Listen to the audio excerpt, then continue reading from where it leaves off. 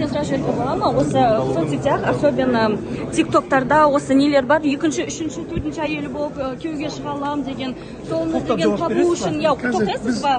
Закрытый телеграм-каналға өтіп жаза аласыз деген сообщениялар болады. Сіз не айтасыз? Комментарий беріңіз, тоқтасаңыз. Аха. Сіз неге мені ұстап жатсыз?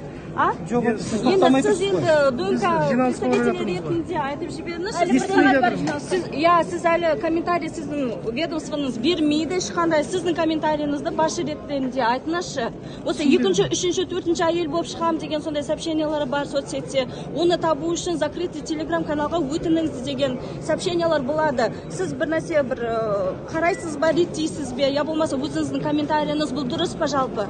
17 жасар қыздар үшінші, төртінші әйел болып баруға дайын мысалы. Біздің жалпы салтымыз бойынша, шариғатымыз бойынша адам ер кісі болсын, әйел кісі болсын, балағат жасына толғаннан кейін үйленеді. Құран-ы Каримнің өзінде Алла Тағала айтады, Аллаға иман келтіргендер өздерінің қалаған әйелдеріне үйленіңдер дейді. Сондықтан бұл жерде әр кісі түсіну керек. Балағат жасына толғаннан кейін, және бұл жердегі бірінші мәселе ата-ана балаға тәрбие беріп, дұрыстап кішкентай кезінен үйретуіміз керек біз. Сен балағат жасына толғаннан кейін, бізде қазақта бар ғой, тек жерден үйлен дейді. Мысалы, ер кісі болсын, әйел кісі болсын үйленген кезде, олар текті жерден, сол ата-анасына қарап, ата-анасымен сөйлесіп, балалардың жағдайын ата-аналарды ешкім білмейді ғой. Сондықтан ата-ана баласына дұрыс тәрбие беріп, үйленетін жасқа толған кезінде ұл бала болса, қыз балаға сол туралы айтыңызшы, многоженство туралы. Қалаған кісілеріне, таңдаған кісілеріне оларды үйлендіру керек. Біріншіден. Түсінікті. Қазақстан зайырлы мемлекет. Біз 18 жастан уже несовершеннолетний болып шығады. Сол жайында айтып жіберіңізші, мысалға шариғаттың заңдылығы Қазақстан заңдылығына қарсылық.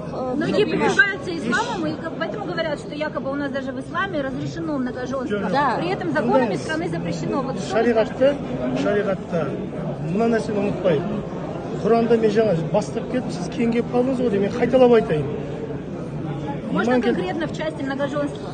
Мен соны айтып едім. Бірінші біз бір сұрақты жауап беру үшін жалпы салтымызды, жалпы дініміздің ұстанымдарын жақсы білу. Бірақ Қазақстан зайырлы мемлекет, біз шариғаттың заңымен емес, біз Қазақстан конституциясымен жүреміз. Сол жайында многоженство туралы айтып жүріңізші конкретно. Қазақстан мұсылмандар діни басқармасы да өз жұмысында шариғатымызбен бірге еліміздің заңының аясында жұмыс жасаймыз.